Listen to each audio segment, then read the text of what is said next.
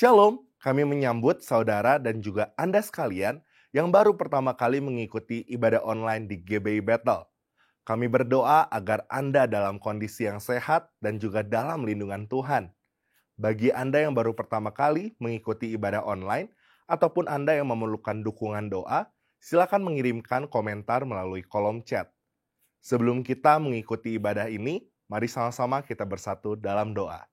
Bapa, kami mengucap syukur kalau Tuhan Yesus telah menyertai kami. Kami sementara akan mengikuti ibadah ini, sertai dari awal, pertengahan, hingga akhirnya.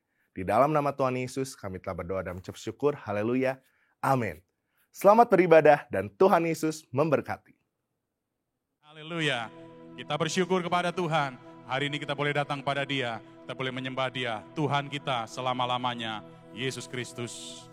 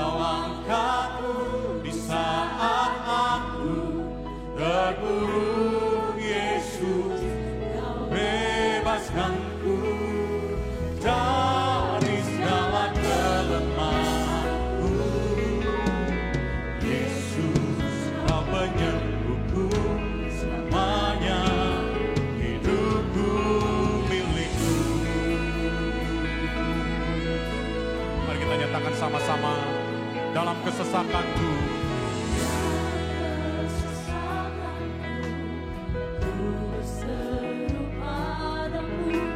Yesus Kau yang segarkan jiwaku, seperti wanita yang menjamah jubahmu, menyatakan iman dan doa.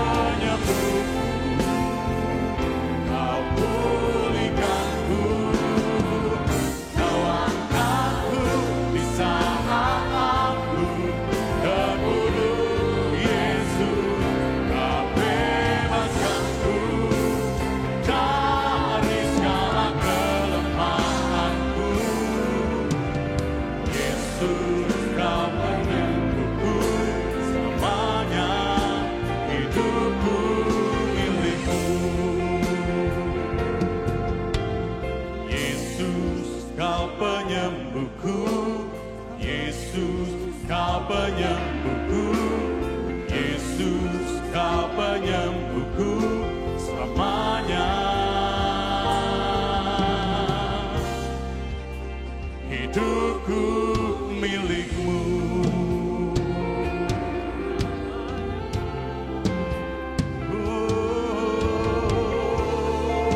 Mari sembah Dia.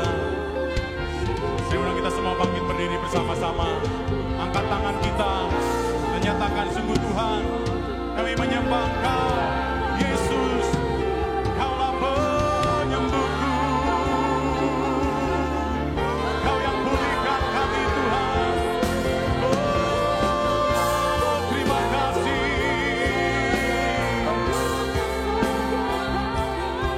Ku bersyukur buat anugerah-Mu yang besar. Haleluya.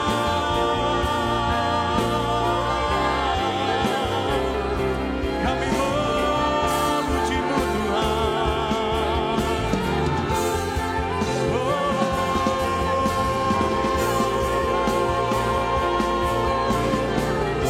Mari nyatakan syukur, sembah, puji Dia, Allah yang layak ditinggikan, Yesus Kristus Tuhan.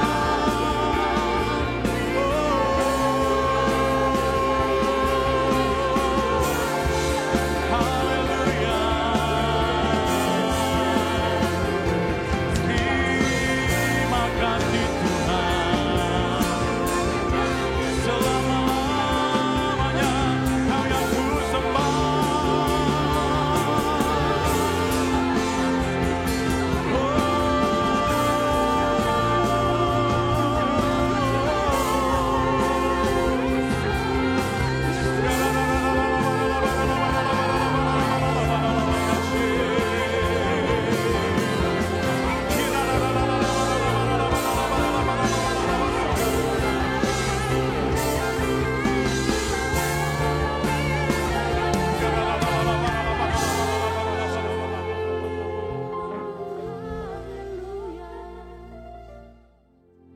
Terima kasih Tuhan. Kami siap lebih lagi Tuhan untuk memuji, memuliakan nama-Mu, bersukacita, bersorak-sorai. Sebab kami percaya Tuhan, hari ini Tuhan berikan bagi setiap kami. Kami boleh bersukacita, kami boleh menikmati semua kebaikan-Mu dalam rumah-Mu Tuhan. Terima kasih Tuhan, terima kasih Bapa, segala pujian, hormat, kemuliaan, kuasa bagi-Mu sampai selama-lamanya. Haleluya. Mari yang percaya sama-sama nyatakan, amin. Haleluya. Sorak-sorai bagi Tuhan kita. Hari ini yang terbaik. Mari nyatakan syukur bagi Tuhan kita. Haleluya.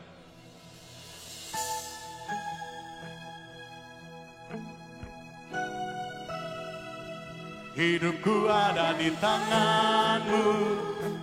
Kau beri rancangan yang terindah. Tak hanya yang baik saja yang ku terima. Walau tubuhku diremukkan, walau jiwaku terkoyakkan, pujianku takkan terhentikan. Roh-Mu yang memberi penghiburan.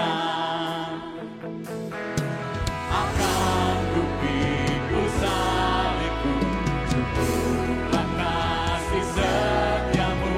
Ku bertahan, Kau buatku, teguhkan imanku. Ku mau tetap bersyukur, senantiasa bersyukur. Segala yang ku alami, biar kehendak-Mu terjadi. Ku mau tetap bersyukur, senantiasa bersyukur. Hatiku kan bersuka, sebab hari ini hari yang terbaik. Mari sabarkan, oh haleluya. Hidupku ada di tangan-Mu. Kau beri rancangan yang terindah. Tak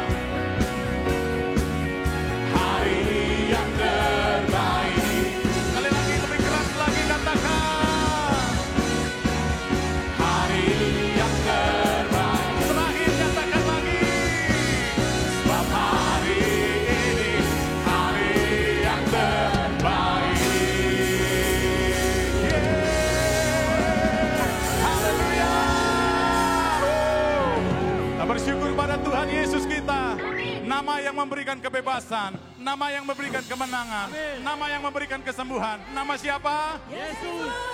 Sorak-sorai bagi Allah kita, sekali lagi yang terbaik.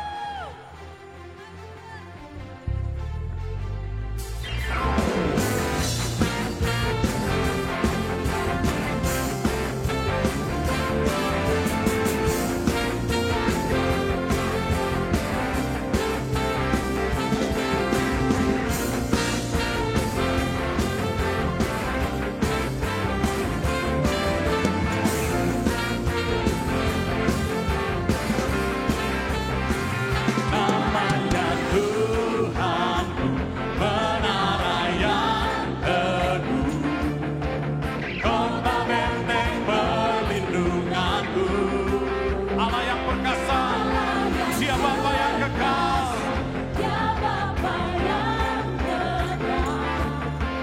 Gunung batu keselamatanku,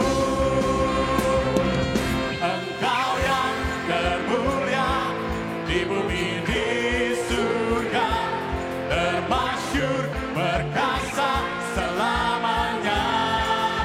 Engkau yang berkuasa, Berkuasa di dalam segala hal, ada kuasa dalam nama Yesus. sorakan haleluya.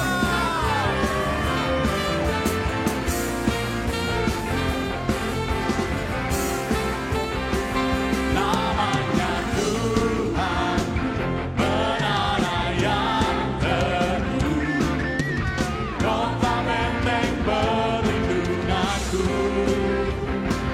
Allah yang perkasa, Dia Bapa yang kekal. Gunung batu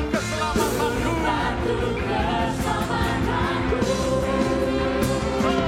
Engkau yang termulia di bumi di surga, termasyur perkasa selamanya. Engkau yang berkuasa di dalam segala hal, ada kuasa dalam nama. katakan lagi Engkau yang termulia. Engkau yang termulia di bumi di surga, Termasyur selama-lamanya.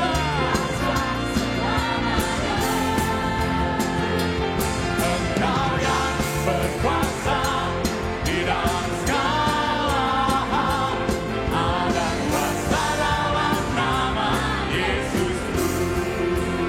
Kita percaya ada kuasa di dalam nama Tuhan Yesus kita, amin. Nama yang memberikan kemenangan, nama yang memberikan kesembuhan, nama yang memulihkan dan membebaskan setiap kita. Nama di atas segala nama, Nama yang telah membebaskanku,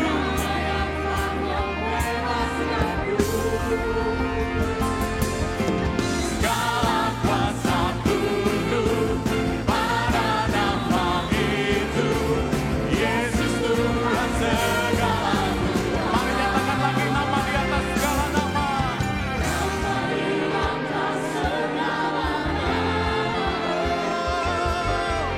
Nama yang telah membebaskanku.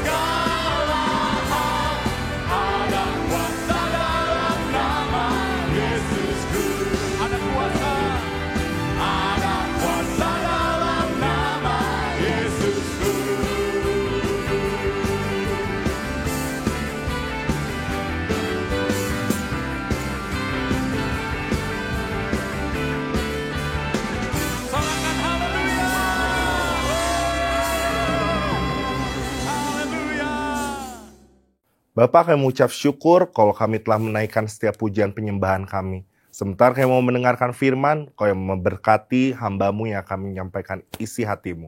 Nah, di dalam nama Tuhan Yesus kami telah berdoa dan ucap syukur. Haleluya. Amin. Shalom.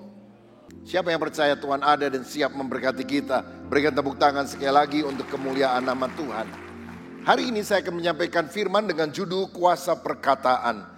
Hakim-Hakim pasal 12 ayat 5 dan 6 berbunyi demikian. Hakim-Hakim pasal yang ke-12 ayat 5 dan 6. Untuk menghadapi suku Efraim itu, maka orang Gilead menduduki tempat-tempat penyeberangan sungai Yordan.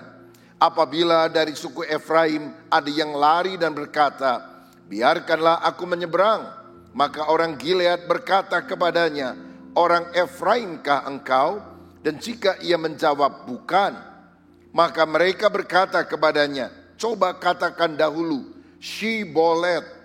Jika ia berkata Sibolet, jadi tidak dapat mengucapkannya dengan tepat, maka mereka menangkap dia dan menyembelihnya dekat tempat-tempat penyeberangan sungai Yordan itu. Pada waktu itu tewaslah dari suku Efraim 42.000 orang. Saudara, kita harus menyadari bahwa kata-kata itu sangat menentukan mati dan hidupnya kita. Salah kata bisa masuk penjara, salah kata bisa mati. Alkitab menceritakan ada perang saudara di Israel antara suku Efraim dan suku Gilead. Dan ketika suku Efraim akan menyeberang lewat sungai Yordan, ditahan oleh suku Gilead. Dan dia bilang, ngomong dulu, Shibolet. Nah, rupanya orang Efraim itu gak bisa ngomong Shibolet. Yang dia bisa ngomong cuma Sibolet. Walaupun mereka mengaku, oh saya bukan musuh kok, saya kan dari suku yang sama. Ketika bahasanya diperiksa dan tidak bisa ngomong dengan betul, maka disembelihlah mereka. Dan berapa orang yang tewas hari itu? 42.000. Oh, mengerikan sekali. Hanya salah ucap satu kata menyebabkan nyawa melayang. Ya. Jadi mungkin kalau sekarang kita tanya sama orang, kamu dari mana? Dari Bandung. Oh, itu orang Jawa Barat. Tapi kalau ditanya, kamu dari mana? Dari Badung gitu ya. Wah, ini orang Jawa Timur, ini pura-pura ada di Jawa Barat. Kira-kira seperti itu. Aksen itu sangat menentukan. Dari sini kita melihat bahwa betapa pentingnya kata-kata yang kita ucapkan. Amsal Sulaiman 18 ayat 21 berkata, hidup dan mati dikuasai lidah. Siapa suka menggemakannya akan memakan buahnya. Benar sekali, perkataan kita akan membawa kita pada kehidupan, keberuntungan. Atau sebaliknya, perkataan kita akan membawa kita pada kesialan, kerugian, bahkan kematian. Saudara, sekian tahun yang lampau ada seorang profesor dari Jepang yang namanya Masaru Emoto. Dia melakukan penelitian terhadap air. Dia bukukan dalam buku The Hidden Message in Water, pesan tersembunyi dari air, dan True Power of Water, kuasa daripada air. Dia menunjukkan bahwa ternyata kata-kata yang diucapkan, pikiran, emosi, doa, musik, atau apapun yang diperdengarkan pada partikel air itu memiliki efek langsung pada pembentukan kristal air. Jadi kalau saudara lihat ada gambar di depan ini, tolong diklik. Kita lihat gambar di depan ini, klik. Ya. Ketika orang bicara soal peace, damai sejahtera, partikel molekul airnya berbentuk seperti susunan kristal, seperti berlian. Thank you, kata-katanya yang bagus menyebabkan hal itu juga muncul. Love, partikel airnya bagus. Tapi ketika ada perkataan I will kill you, aku akan bunuh kamu. Partikel air ketika diselidiki biasanya itu airnya dibekukan lalu diteropong di bawah mikroskop dengan pembesaran yang lumayan besar. Maka bisa kelihatan partikel molekulnya seperti itu. Ada satu tempat di Fujiwara, airnya sebelum didoakan sangat kacau kelihatan bentuknya. Tapi setelah didoakan sangat indah seperti kristal, seperti berlian yang bercampur atau disatukan satu dengan yang lain. Nah, saudara-saudara, penelitian ini adalah penelitian ilmiah yang seharusnya menyadarkan kita betapa pentingnya perkataan kita. Karena apa? 70% dari tubuh manusia terdiri dari air. Jadi apa yang kita ucapkan setiap saat, setiap hari, itu akan mempengaruhi secara langsung kehidupan kita. Saudara, perkataan itu bisa buruk atau perkataan baik tentunya. Nah, perkataan buruk, kebohongan, hoax itu sangat merugikan. Dalam Bilangan 14 ayat 27 dan 28, Tuhan berkata begini, berapa lama lagi umat yang jahat ini akan bersungut-sungut kepadaku? Segala sesuatu yang disungut-sungutkan orang Israel kepadaku telah kudengar. Katakanlah kepada mereka, demi aku yang hidup, demikianlah firman Tuhan. Baca bersama, bahwasanya seperti yang kamu katakan di hadapanku, demikianlah akan kulakukan kepadamu. Orang Israel sering ngomel, sering mengucapkan perkataan yang sia-sia. Tuhan menjadi murka dan dia bilang, apa yang kamu ucapkan, aku akan lakukan kepadamu. Karena orang Israel bilang, oh percuma kita dibawa Tuhan keluar dari Mesir. Tuhan mau membunuh kita di padang pasir. Oh kita bosan makan mana. Oh Tuhan tidak memberikan kepada kita tempat yang baik. Ngomel terus, bicara negatif terus. Dan akibatnya Tuhan bilang, oke, kalau kamu selalu ngomong negatif, aku akan melakukan kepadamu apa yang kamu ucapkan. Jadi hati-hati dengan kata-kata kita. Kalau saudara sering bilang, aduh sial nih hidup saya. Tuhan bilang, apa yang kamu ucapkan, aku akan lakukan kepadamu. Kalau saudara bilang, waduh rugi nih, mati gua. Hati-hati loh saudara sekalian. Tuhan bilang, apa yang kamu ucapkan di hadapanku, aku akan melakukan kepadamu. Bukankah seharusnya kita lebih waspada terhadap apa yang kita ucapkan, sehingga yang muncul adalah kata-kata yang baik, kata-kata berkat. Lihat sekarang kuasa daripada perkataan yang baik. Saudara ingat Tuhan Allah menciptakan alam semesta ini hanya melalui firman-Nya. Jadilah terang, jadilah cakrawala, jadilah matahari, bulan dan bintang. Bahkan Alkitab dimulai dengan peristiwa bagaimana perkataan itu digunakan bukan untuk komunikasi. Tapi perkataan itu digunakan pertama-tama dalam catatan Alkitab untuk menciptakan. Dari tidak ada menjadi ada. Creatio ex nihilo. Bara.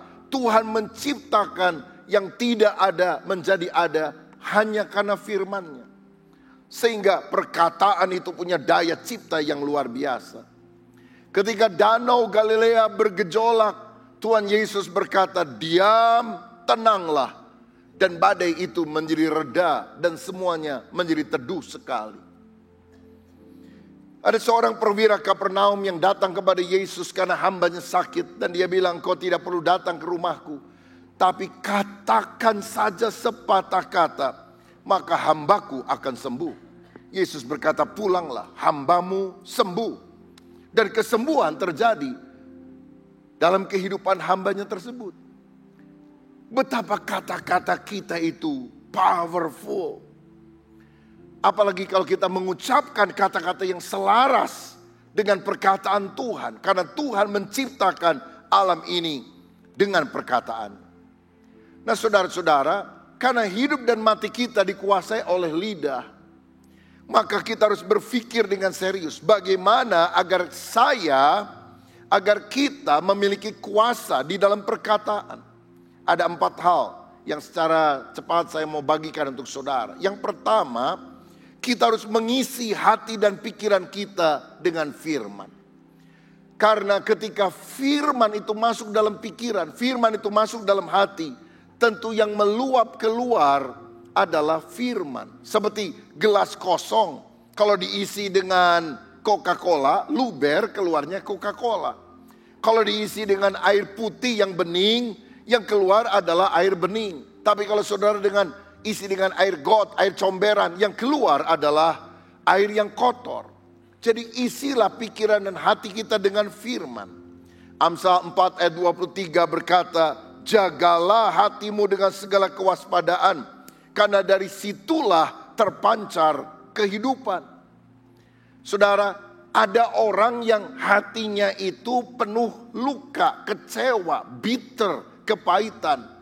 Dan nampak waktu tiap kali dia ngomong, pasti ada nada kepahitan. Saya mau bilang, kalau saudara mau tumbuh rohaninya, jangan suka gaul atau ngobrol lama-lama sama BSH, barisan sakit hati. Karena energi rohani saudara akan tersedot habis oleh orang-orang semacam itu. Bergaulah dalam komunitas yang suka menguatkan, bersaksi, menceritakan kebaikan Tuhan. Karena itu sangat bagus kalau saudara tergabung dalam komunitas sel. Karena saudara punya komunitas yang sehat untuk bisa saling menguatkan satu dengan yang lain. Lukas 6 ayat 45 berkata, orang yang baik mengeluarkan barang yang baik dari perbendaharaan hatinya yang baik. Dan orang yang jahat mengeluarkan barang yang jahat dari perbendaharaannya yang jahat. Karena yang diucapkan mulutnya meluap dari apa? Hatinya. Ada orang bilang, mulut saya aja yang cerewet, mulut saya aja yang jelek. Hati saya baik. Itu enggak alkitabiah, saudara. Karena Tuhan bilang orang yang hatinya baik pasti akan mengucapkan kata-kata yang baik. Kata-kata itu mengalir meluap dari hati seseorang. Karena itu tiap hari baca firman. Supaya hati kita terjaga dari segala iri, kepahitan, perkara-perkara yang buruk. Sehingga ketika kita dikata-katain orang, kita mau balas. Kita ingat firman berkata, pembalasan adalah hakku. Saudara-saudara, di dalam Filipi 4 ayat 8 dikatakan juga demikian. Jadi akhirnya saudara-saudara, semua yang benar, semua yang mulia, semua yang adil, semua yang suci, semua yang manis, semua yang sedap didengar, semua yang disebut kebajikan dan patut dipuji, pikirkanlah semuanya itu. Tuhan mau agar kita mengisi pikiran kita dengan firman. Saya ingat satu kali ada seorang pendeta demam panas selalu mengigau. Waktu dia ngomong ngelindur, mengigau, ngomong ngaco, yang dia ucapkan apa? Tuhan adalah gembalaku, tak akan kekurangan aku. Pergilah, jadikan semua bangsa muridku. Jadi waktu dia mengigau, yang dia ucapkan adalah firman. Karena tiap hari yang diisi firman. Kalau misalnya satu kali saudara demam panas sampai mengigau, kira-kira yang keluar dari mulut saudara tanpa sadar kira-kira apa ya? Apakah firman? Hati-hati, jangan nyebut nama suami atau istri orang. Urusan bisa jadi panjang loh saudara sekalian. Karena apa yang ada dalam pikiran dan hati kita, itu kemudian akan meluap keluar.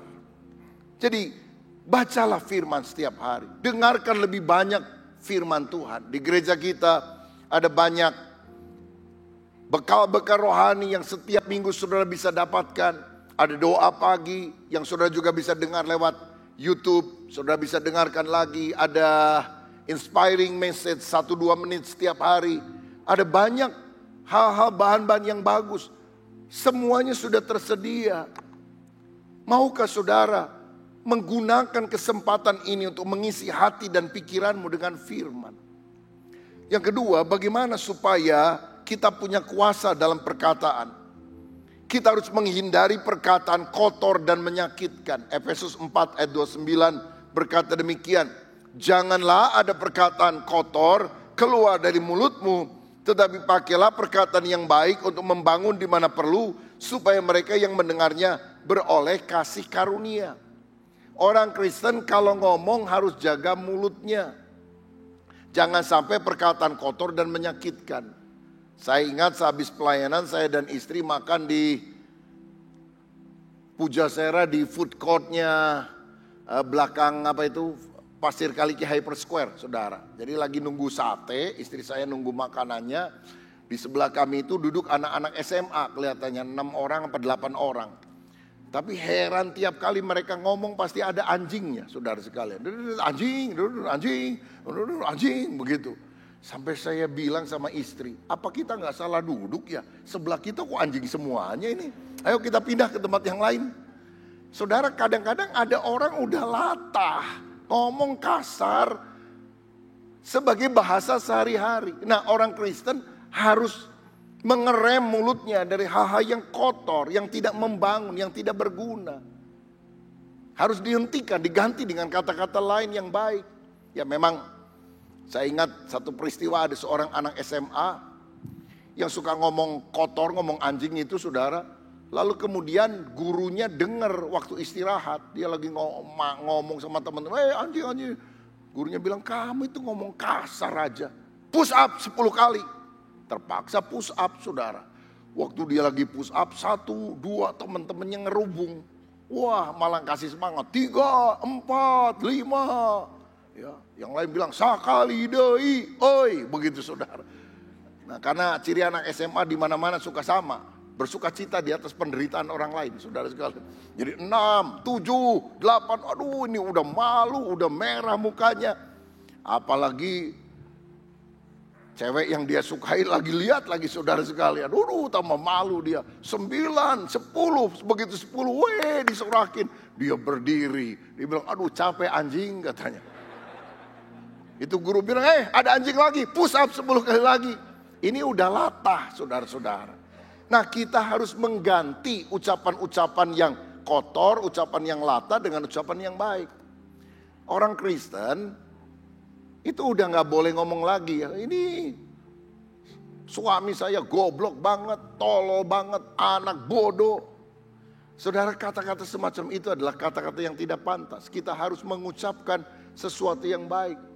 Daripada saudara maki orang, saudara tahan diri, engkau bilang haleluya, itu akan lebih bagus.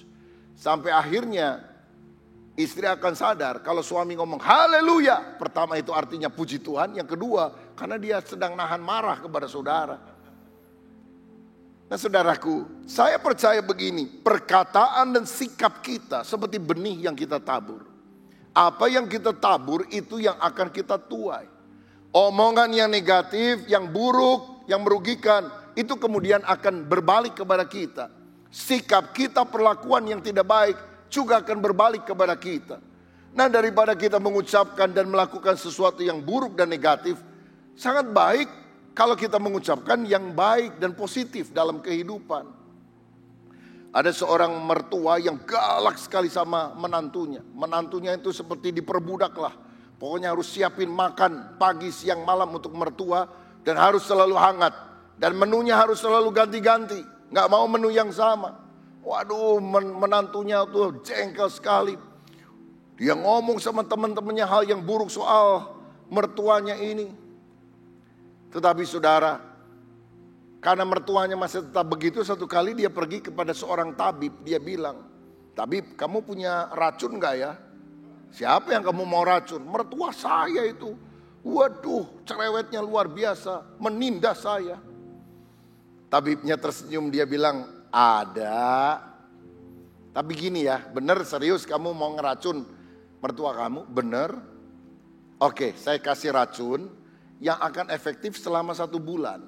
Karena kalau kamu bawa racun ini, langsung kamu masukkan di dalam makanan atau minumannya, lalu dia mati, ketahuan kamu pembunuhnya. Jadi ini efeknya akan berlangsung 1 bulan.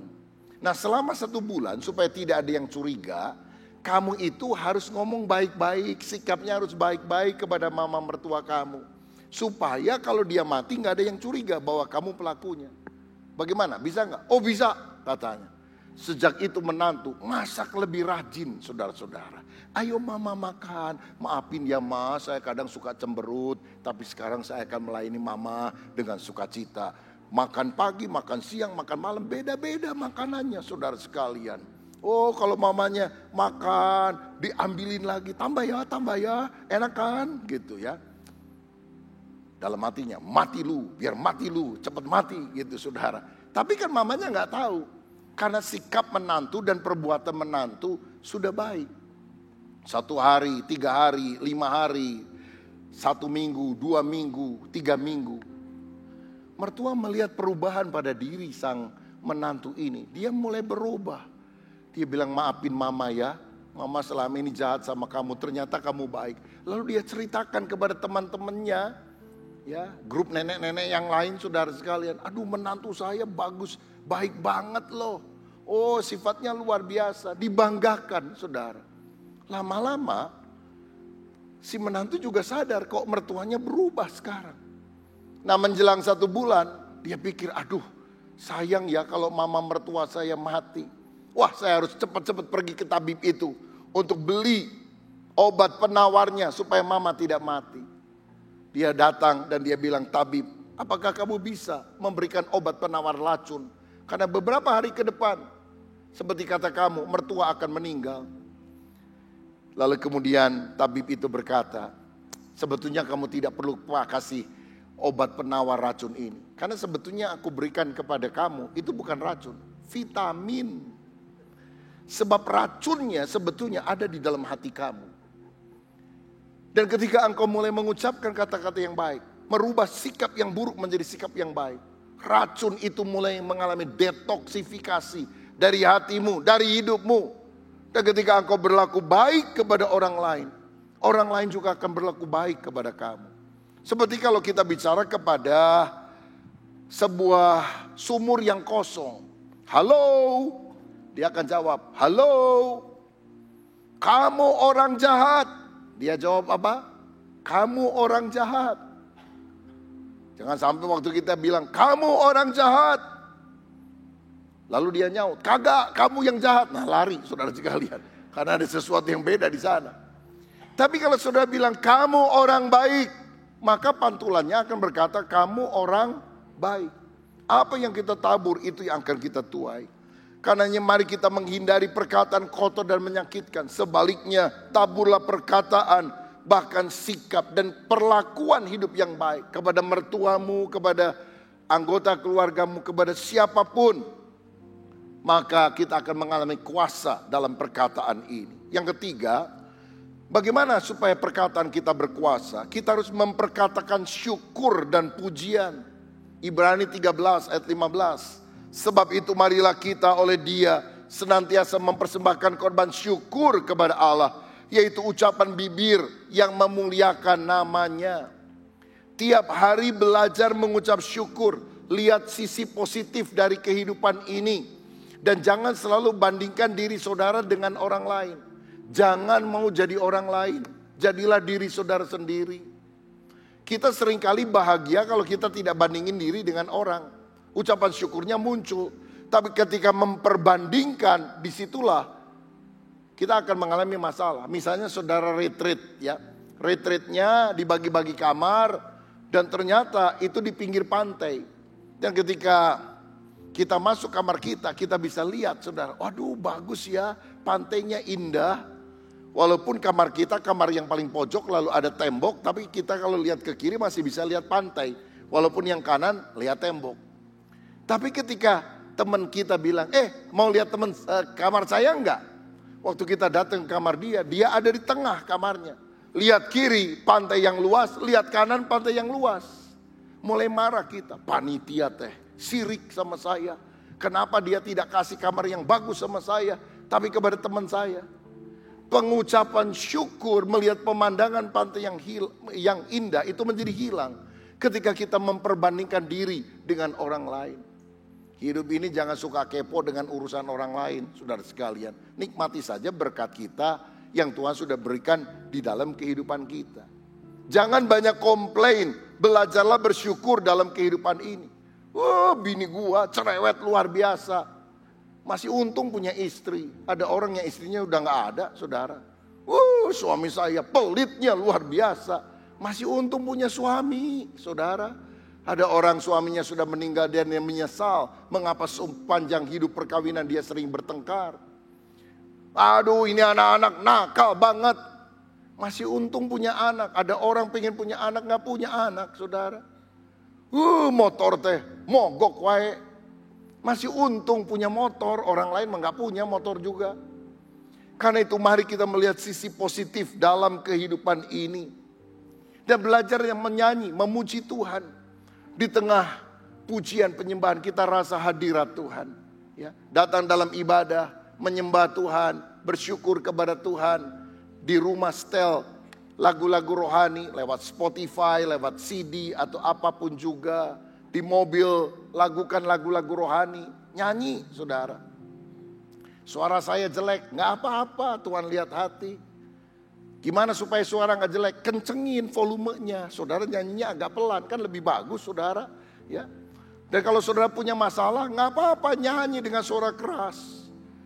Karena ketika kau nyanyi dengan suara keras dan sumbang itu, saudara akan sadar bahwa suaramu lebih parah dari masalahmu.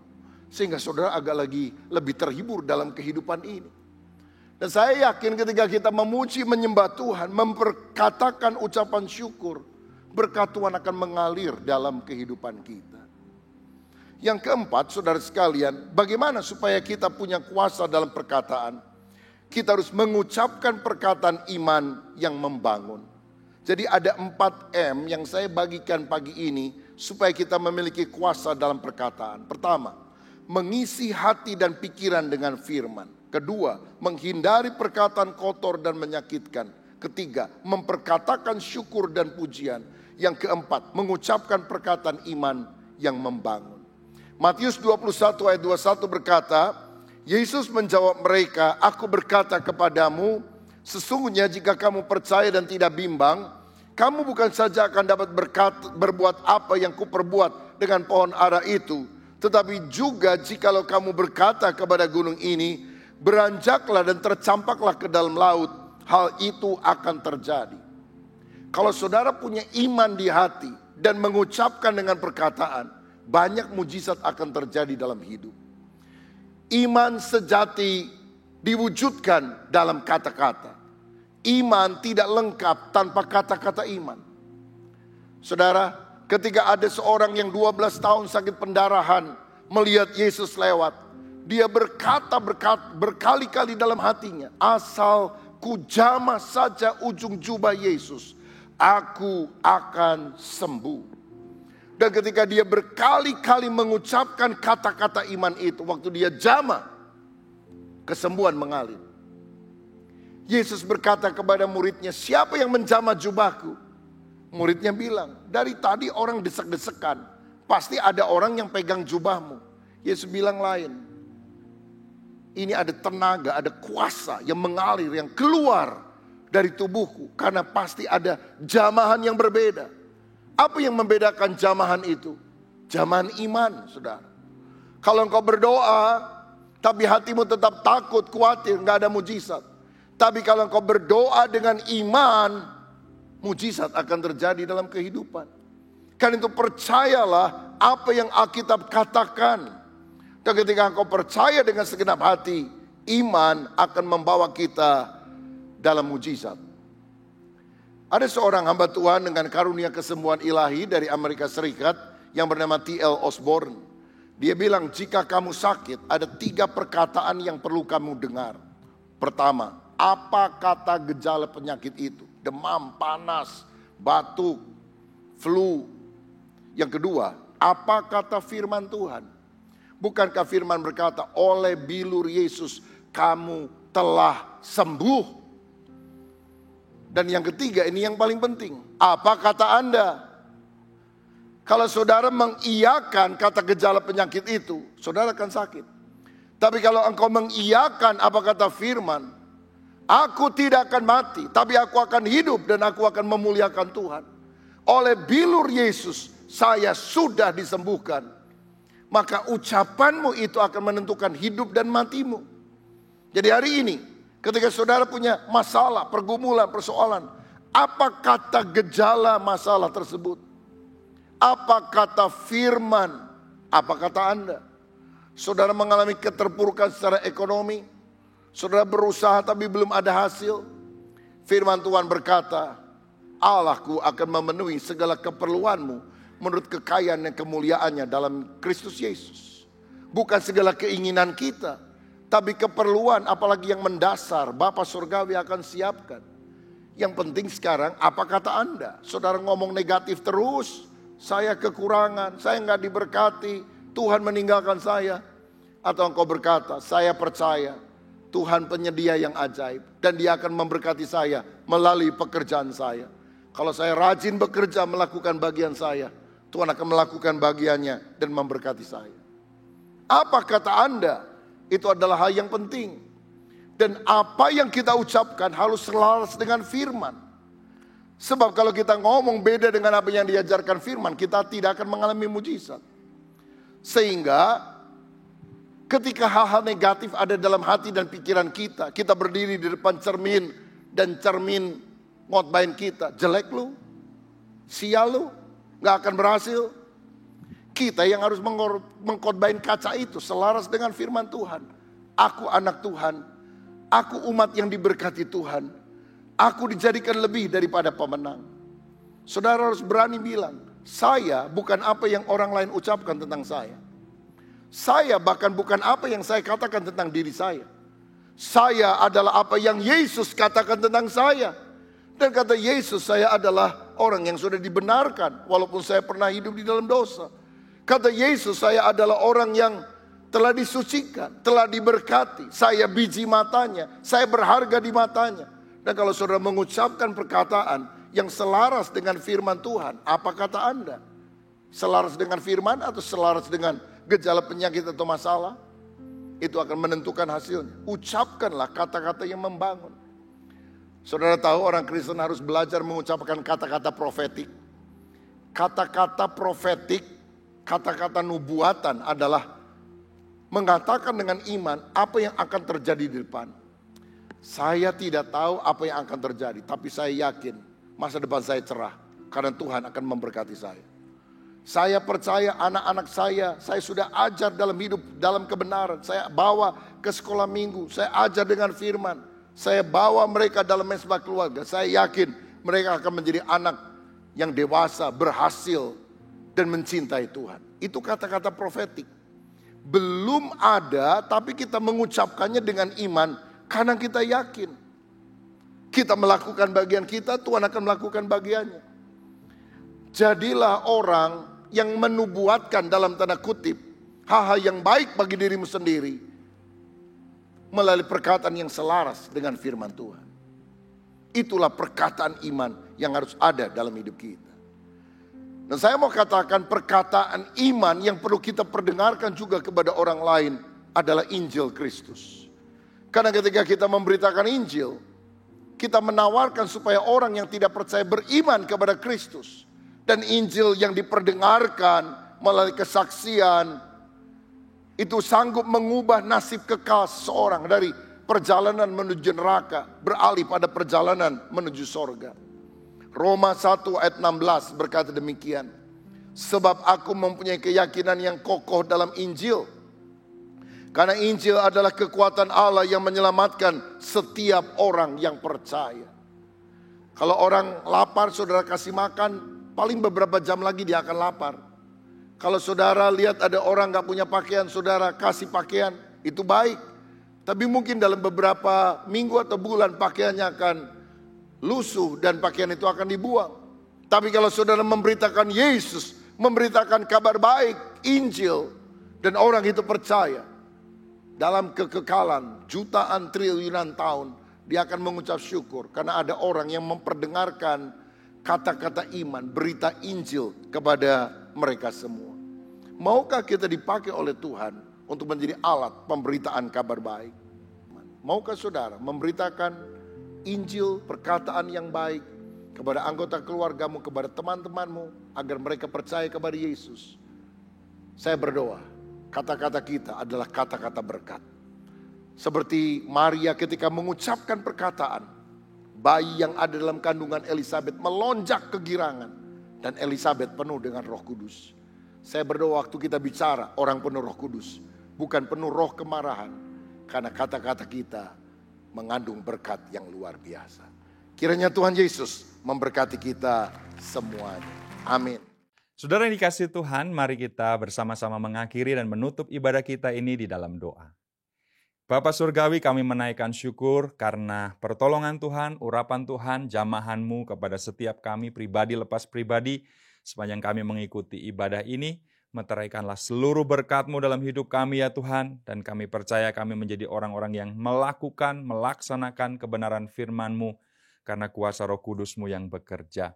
Sekarang kami memohon berkat Tuhan turun atas kami, turunlah atas kami sekalian berkat yang berasal dari Allah Bapa Surgawi, kasih sayang dan karunia yang kekal dari Tuhan kami Yesus Kristus, persekutuan dan urapan baru dari Roh Kudus, mengalir atas setiap kami, membawa kemenangan, keberhasilan bagi setiap kami.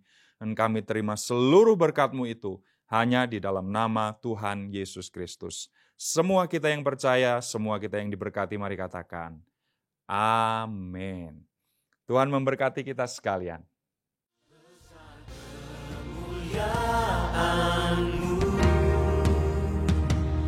Kau limpahkan bagiku, mataku tertuju padamu, Yesus Kau kemuliaanku.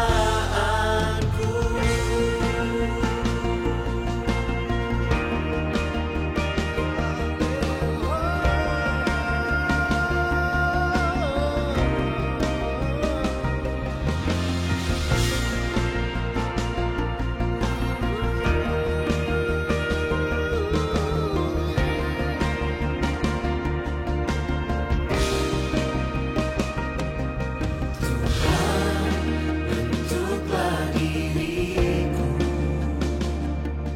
serupa gambaran-Mu, Yesus, pakailah hidupku bagi kerajaan-Mu. Telah aku lupakan semua di belakangku,